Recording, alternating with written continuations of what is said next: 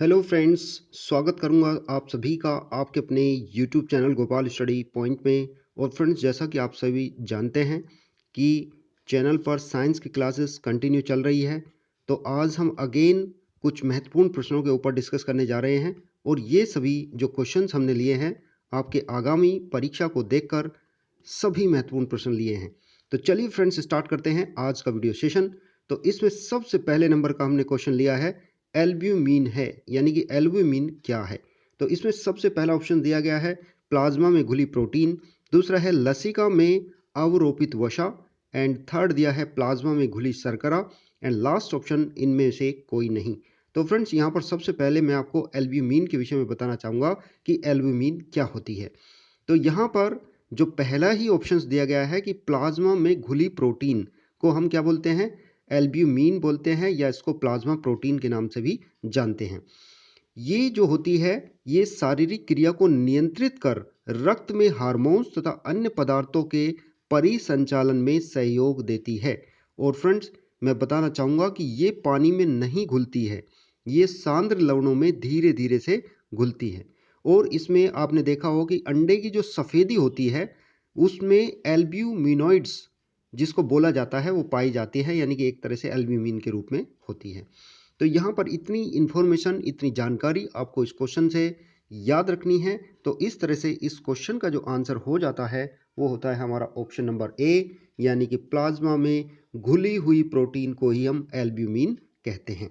अभी next question की ओर बढ़ेंगे और नेक्स्ट क्वेश्चन है हमारा हिपेरिन का मुख्य कार्य क्या है, यानी कि हिपेरिन क्या होता है। तो यहाँ पर जैसा कि पहला ऑप्शन दिया गया है कि रक्त वाहिनी में रक्त को जमने से रोकना, दूसरा है रक्त के जमने में मदद करना, तीसरा है प्रतिरक्षा तंत्र के रूप में कार्य करना, और लास्ट वन ऑप्शन इनमें से कोई नहीं, यानी कि उपरोक्त में से कोई नहीं।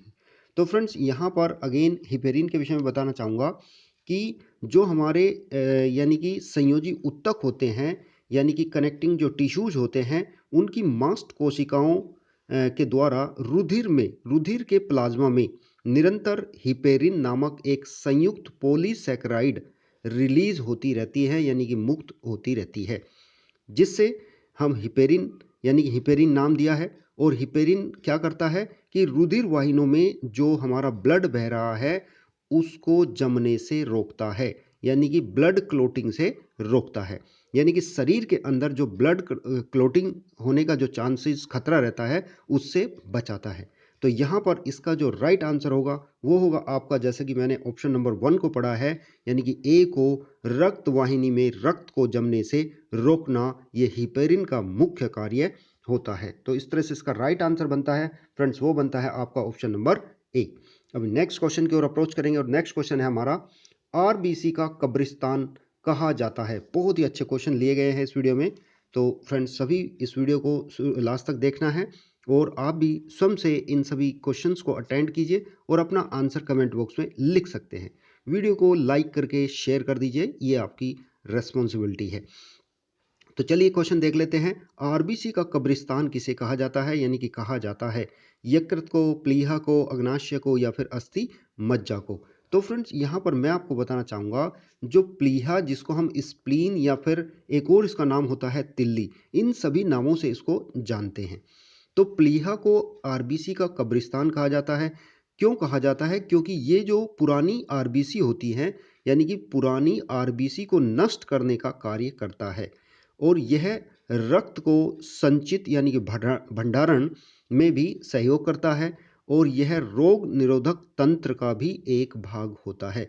यहीं पर यदि मैं बात करूं कि शरीर के अंदर यानी कि शरीर की यदि पूछा जाए कि सबसे बड़ी वाहिनीहीन, मेरा बातों पर ध्यान देना, वाहिनीहीन का मतलब होता है डक्टलेस, यानी कि यदि पूछा जाए कि शरीर की सबसे बड़ी वाहिनीहीन ग्रंथि कौन सी होती है, तो ये डक्टलेस ग्लैंड के रूप में भी जाना जाता है, जिसको हम स्प्लीन बोलते हैं। और ये कहाँ पर होता है? ये पेट के अंदर होता है। तो इतनी इंफॉर्मेशन हमें याद रखनी है। तो इसका राइट आंसर होगा, वो होगा आपका आंसर प्लीहा, स्प्लीन, या फिर जिसको तिल्ली के नाम से पुकारा जाता है। ये सभी इसके आंसर हैं। तो राइट आंसर हुआ आपका option number B. Next question की ओर बढ़ेंगे। रुधिर का वर्गीकरण प्रस्तुत किया गया, यानी कि किसके द्वारा रुधिर का वर्गीकरण प्रस्तुत किया गया था। तो यहाँ पर आपके ऑप्शंस दिए गए हैं, कार्ल वॉन लिनियस द्वारा या विलियम हार्वे द्वारा या कोल लैंड स्टीनर के द्वारा या इनमें से कोई नहीं। तो फ्रेंड्स ये आपको पता भी होगा कि कोल लैंड स्टीनर ने बताया था कि लाल रुधिर कणिकाओं में पाए जाने वाले जो एंटीजन हैं यानी कि प्रतिजन हैं के आधार पर मनुष्य के रक्त को 4 वर्गों में बांटा जा सकता है, जिसमें आपका ए ग्रुप होगा, बी होगा, ए बी होगा और ओ होगा। तो ये किसने दिया था? कार्ल लैंड स्टीनर ने बताया था। तो यहाँ पर इसका जो ऑप्शन नंबर सी हो जाता है वो बिल्कुल सही करेक्ट आंसर हो जाता है, यानी कि क्वेश्चन का option number C is the correct answer. Next question की ओर बढ़ेंगे। रुधिर बैंक के संदर्भ में सत्य कथन है, यानी कि ब्लड बैंक के विषय में हमें बताना है। तो यहाँ पर पहला ऑप्शन दिया गया है, यह संस्था जहां विभिन्न वर्गों के रुधिर सुरक्षित एवं संग्रहित रहते हैं। दूसरा ऑप्शन दिया गया है कि विश्व का सबसे प्रमुख रुधिर बैंक रेड क्रॉस सोसाइटी है। तो यहाँ पर फ्रेंड्स मैं आपको बताना चाहूँगा कि जैसा कि ब्लड बैंक के विषय में बताया गया है, तो ब्लड बैंक क्या है? यह संस्था या स्थान है जहाँ विभिन्न वर्गों के रुधिर को यानी कि ब्लड को सुरक्षित और संग्रहित करते हैं, जिसे हम रुधिर बैंक या ब्लड बैंक के नाम से जानते हैं। वही दूसरी मैं बात करूं कि विश्व का जो सबसे प्रमुख रुधिर बैंक है वो रेड क्रॉस सोसाइटी है। तो यानी कि इस क्वेश्चन के जो दोनों ऑप्शंस हैं हमारे, दोनों के दोनों ऑप्शंस हमारे करेक्ट हो जाते हैं, यानी कि आपका ऑप्शन नंबर जो सी है इस क्वेश्चन का बिल्कुल सही आंसर बन जाता है। अभी नेक्स्ट क्वेश्चन की ओर अप्रोच करेंगे। नेक्स्ट क्वेश्चन बहुत ही जनरलाइज क्वेश्चन है, तो यहाँ सभी को पता होना चाहिए। आप सभी कमेंट बॉक्स में आंसर लिखेंगे। तो यहाँ पर पूछा गया है कि सर्वदाता रुधिर वर्ग कहलाता है, यानी कि कौन सा हमारा यूनिवर्सल यानी कि डोनर होता है। तो फ्रेंड्स यहाँ पर आप सभी को पता होगा कि जो रुधिर वर्ग आपका ओ है, इसमें कोई भी एंटीजन नहीं होता है। ये ध्यान देने वाली बात है। ये क्वेश्चन तो सिंपल है, लेकिन फ्रेंड्स इसके विषय में मैं जो फैक्ट्स बताने जा रहा हूँ वे बहुत ही ज़्यादा महत्वपूर्ण हैं। तो यहाँ पर रुधिर वर्ग ओ में कोई एंटीजन नहीं होता है, अतः इसे किसी भी रुधिर वर्ग के मनुष्य में प्रविष्ट यानी कि संचरित किया जा सकता है। इसलिए ओ रुधिर वर्ग के मनुष्यों को सर्वदाता यानी कि यूनिवर्सल डोनर कहते हैं। तो इस तरह से इसका जो राइट आंसर बनता है फ्रेंड्स वो बनता है आपका option number D. Next question की ओर बढ़ते हैं। यहाँ पर जीरो नहीं है, यहाँ पर ओ ग्रुप लिखा हुआ है, तो ये आपको ध्यान देना है। नेक्स्ट क्वेश्चन की ओर बढ़ते हैं। सर्वग्राही रुधिर वर्ग है यानी कि यूनिवर्सल एक्सेप्टर के विषय में बताया गया है कि कौन सा है। तो यहाँ पर भी मैं आपको बताना चाहूँगा कि जो हमारा जो ब्लड ग्रुप होता है ए बी, इसमें कोई भी एंटीबॉडी नहीं होता है। अब एंटीबॉडी नहीं होता है तो ये चारों वर्गों का रुधिर ग्रहण कर सकता है यानी कि एक्सेप्ट कर सकता है। इसलिए ए बी रुधिर वर्ग के मनुष्यों को सर्वग्राही या यूनिवर्सल एक्सेप्टर कहा जाता है। तो इस तरह से इसका राइट आंसर बनता है, वो बनता है आपका option number C. Option number C is the correct answer. Next question की ओर बढ़ेंगे। ब्लड प्रेशर के संदर्भ में विचार करें, यानी कि जो बीपी जिसको हम ब्लड प्रेशर बोलते हैं उसके संदर्भ में हमें बताना है। तो पहला इसमें दिया गया है कि ब्लड प्रेशर को स्फिग्नोमीटर से मापा जाता है। दूसरा दिया है कि एक स्वस्थ मनुष्य का रक्त दाब 120/80 mmHg होता है। तो फ्रेंड्स यहाँ पर मैं आपको ब्लड प्रेशर के विषय में पूरी डिटेल इन्फॉर्मेशन बताने वाला हूँ। तो यहाँ पर जो रक्त होता है यानी कि ब्लड होता है वो बंद नलिकाओं में बहता है, आप सभी को मालूम है इस विषय में। और ये जो नलिकाएं होती है वो ये जो ब्लड होता है वो नलिकाओं की दीवार पर क्या होता है कि एक प्रेशर क्रिएट करता है, एक प्रेशर डालता है। और हृदय प्रकुंचन के समय यानी कि जब पंपिंग के समय यह दाब अधिक होता है तो यह हृदय शिथिलन के समय कम होता है, यानी कि प्रकुंचन के समय ये अधिक, और जो शीतलन यानी कि जब वो सिकुड़ता है या कॉन्ट्रैक्ट होता है उस समय ये कम होता है। तो इसे रक्त दाब कहते हैं यानी कि बीपी कहा जाता है। प्रकुंचन जो रक्त दाब की ऊपरी सीमा होती है और जो हृदय संकुचन की अवस्था जो कि हृदय संकुचन की अवस्था प्रदर्शित करती है। वहीं यदि शीतलन रक्त की जो होती है वो निचली सीमा होती है जो हृदय शीतलन की अवस्था प्रदर्शित करती है। रक्त दाब या जिसको ब्लड प्रेशर बोलते हैं उसको नापने के लिए हम दाबांतर मापी या फिर स्पिग्नोमीटर का प्रयोग करते हैं। तो इतनी डिटेल इंफॉर्मेशन ब्लड प्रेशर के विषय में आपको याद रखनी है। तो जैसा कि इसमें पहला क्वेश्चन ऑप्शन दिया गया है बिल्कुल सही ऑप्शन है, और दूसरा ऑप्शन भी हमारा बिल्कुल सही है, क्योंकि 120/80 mmHg होता है। ये हमारा क्या होता है, ब्लड प्रेशर का मान हाईएस्ट और नॉर्मल यानी कि उच्च और निम्न होता है। तो यहाँ पर राइट आंसर हुआ इसका option number C is the correct answer. Next question की ओर अप्रोच करेंगे और नेक्स्ट क्वेश्चन बहुत ही महत्वपूर्ण क्वेश्चन है। यहाँ पर पूछा गया है कि इरिथ्रोप्लास्टोसिस यानी कि फिटेलिस के संदर्भ में सत्य कथन है। तो फ्रेंड्स, इसमें जो ऑप्शंस दिए गए हैं, इसमें पहला ऑप्शन दिया गया है कि यह RH फैक्टर से संबंधित है। दूसरा है यह रोग प्रभावित संतान गर्भ में या जन्म के तुरंत बाद मर जाती है।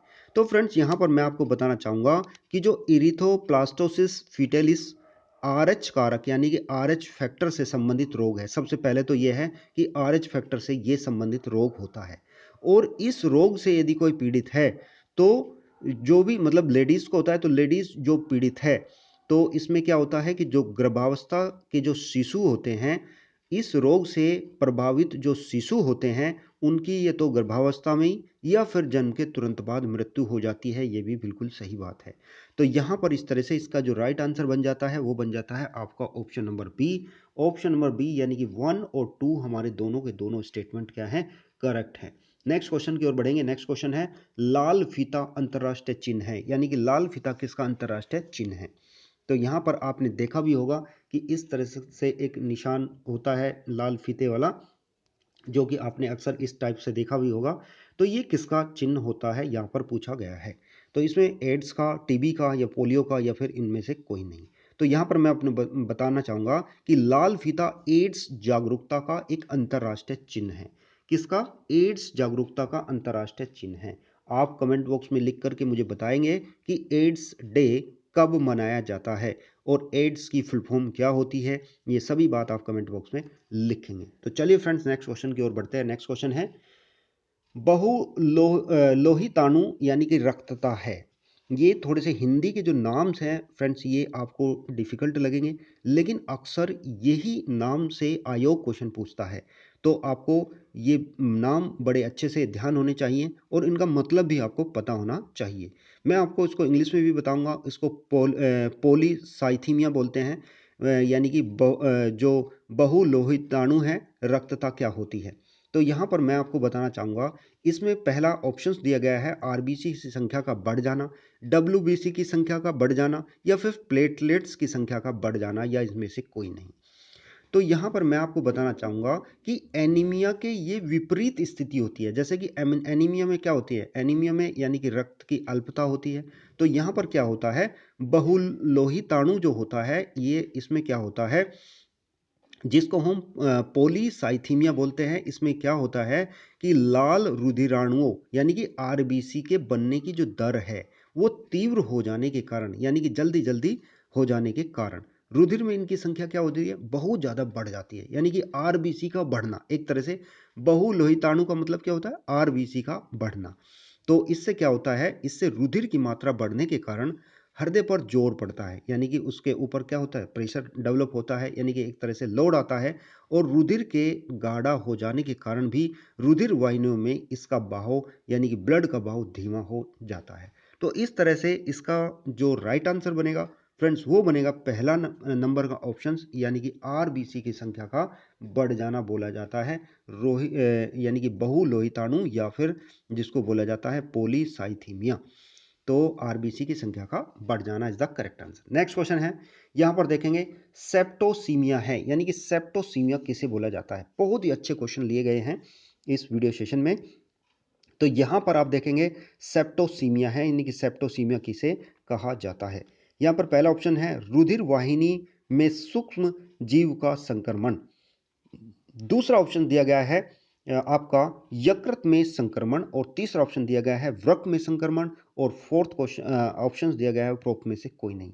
तो फ्रेंड्स, यहाँ पर मैं आपको बताना चाहूँगा इसके विषय में कि जब रुधिर वाहिनी में कोई सूक्ष्म जीव, यानी कि जो सपोज कोई सूक्ष्म जीव है या वायरस है जो प्रवेश कर जाता है, यानी कि रुधिर वाहिनी में यदि कोई सूक्ष्म जीव प्रवेश कर जाता है, तो वो क्या करेगा, रुधिर को संक्रामक कर देगा। रुधिर को क्या कर देगा, संक्रामक कर देगा। तो इस तरह से यदि समय से इसका इलाज ना किया जाए, इस चीज़ का यदि समय से इलाज ना किया जाए तो पूरे रुधिर में यानी कि पूरे ब्लड में ये फैल जाएगा। तो इससे क्या होगा कि व्यक्ति की मृत्यु भी हो सकती है। तो सेप्टोसीमिया का मतलब क्या होता है कि यदि कोई सूक्ष्म जीव हमारे ब्लड में प्रवेश कर जाए यानी कि ब्लड रुधिर वाहिनी में प्रवेश कर जाए तो उस समय क्या होगा कि ये संक्रामक यानी कि एक संक्रामकता को बढ़ावा दे देगा यानी कि पूरे ब्लड को ये संक्रामक कर सकता है। तो इस तरह से इसका जो राइट आंसर बनता है वो बनता है आपका ऑप्शन नंबर ए यानी कि रुधिर वाहिनी में सूक्ष्म जीव का संक्रमण। ऑप्शन नंबर ए इस क्वेश्चन का बिल्कुल सही आंसर हो जाता है। अभी फ्रेंड्स हम कुछ मैग्नेट से रिलेटेड क्वेश्चन देखेंगे जो कि आपको यहाँ पर दिए गए हैं और कुछ पदार्थ से भी एक दो क्वेश्चन लिए गए हैं। तो यहाँ पर पहला क्वेश्चन इसी में पूछा गया है कि शुद्ध पदार्थ के अणु होते हैं यानी कि जो हमारा प्योर जो मटेरियल है उसके पदार्थ के जो अणु होते हैं वो कैसे होते हैं। तो पहला ऑप्शन दिया गया है सूक्ष्म कण जो स्वतंत्र अवस्था में रह सकते हैं, दूसरा अणु तत्व और यौगिक दोनों के हो सकते हैं और तीसरा अणु में पदार्थ के सारे गुण धर्म विद्यमान होते हैं। तो यहाँ पर मैं आपको बताना चाहूँगा कि किसी पदार्थ का वह सबसे छोटा कण जिसमें उस पदार्थ के सारे गुणधर्म बने रहते हैं अणु कहलाते हैं और यह सूक्ष्मतम कण है जो स्वतंत्र अवस्था में रह सकता है परंतु रासायनिक अभिक्रिया में भाग नहीं लेता है। ये ध्यान देने वाली बात है कि ये रासायनिक अभिक्रिया में भाग नहीं लेता है, परमाणु रासायनिक अभिक्रिया में भाग लेता है। इन दोनों में यही अंतर है। तो फ्रेंड्स इस तरह से इसका जो राइट आंसर बन जाएगा वो तीनों ही हमारे ऑप्शंस क्या हो जाएंगे, करेक्ट हो जाएंगे यानी कि आपका ऑप्शन नंबर सी इस क्वेश्चन का बिल्कुल सही आंसर बन जाएगा। अभी नेक्स्ट क्वेश्चन एक चुंबक के ऊपर यानी कि चुंबक क्षेत्र के ऊपर पूछा गया है। तो यहाँ पर है फ्रेंड्स आपका क्वेश्चन कि चुंबकीय क्षेत्र के संदर्भ में सत्य कथन है यानी कि हमारा मैग्नेटिक फील्ड के संदर्भ में रेफरेंस में हमें बताना है। तो पहला ऑप्शन दिया गया है कि यह चुंबक के चारों ओर का वह क्षेत्र है जहां चुंबकीय प्रभाव अनुभव होता है, दूसरा यह एक अदिश राशि है। तो फ्रेंड्स यहाँ पर मैं आपको बताना चाहूँगा कि चुंबक के चारों ओर का वह क्षेत्र जिसमें चुंबकीय प्रभाव का अनुभव यानी कि उसको फील किया जा सकता हो तो वह क्षेत्र चुंबकीय क्षेत्र कहलाता है और ये एक सदिश राशि होती है। सदिश राशि होती है जिसमें दिशा और परिमाण दोनों होते हैं। तो इस तरह से इसका जो राइट आंसर बन जाएगा वो बन जाएगा केवल हमारा ऑप्शन नंबर ए यानी कि option number A is the correct answer. अभी हम नेक्स्ट क्वेश्चन की ओर अप्रोच करेंगे और नेक्स्ट क्वेश्चन जो हमारा होगा ये इस वीडियो का लास्ट क्वेश्चन होगा। तो यहाँ पर पूछा गया है कि दंड चुंबक के संदर्भ में विचार करें यानी कि दंड चुंबक या छड़ चुंबक क्या होती है। तो यहाँ पर आपको बताना है कि जो दंड चुंबक है, पहला ऑप्शन दिया गया है कि दंड चुंबक को जब हम स्वतंत्रता पूर्वक यानी कि फ्रीली हम उसको लटकाते हैं तो यह हमेशा उत्तर दक्षिण दिशा में स्थिर हो जाती है या जाता है। जबकि दूसरा ऑप्शन दिया गया है कि जब दंड चुंबक को बीच से काट देते हैं तो उसका दैसिक गुण समाप्त हो जाता है।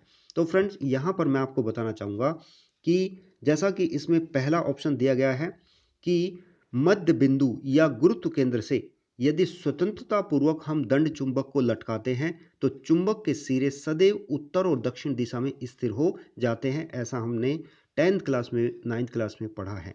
तो यहाँ पर आप देखेंगे दूसरा ऑप्शन क्या है कि जब दंड चुंबक को बीच से काट देते हैं तो उसका दैसिक गुण समाप्त हो जाता है, ऐसा इसमें बताया गया है। लेकिन यहाँ पर मैं आपको बताना चाहूँगा कि चुंबक को कितनी भी बार यदि हम काट दें तो उसका दैसिक गुण समाप्त नहीं होता है, वो फिर से अगेन एक चुंबक के रूप में अपने गुण को प्रदर्शित करता रहता है। यानी कि यदि मैं चुंबक को कई बार उसको काट दूं तब भी उसके प्रत्येक टुकड़े नॉर्थ और साउथ पोल को दर्शाएंगे।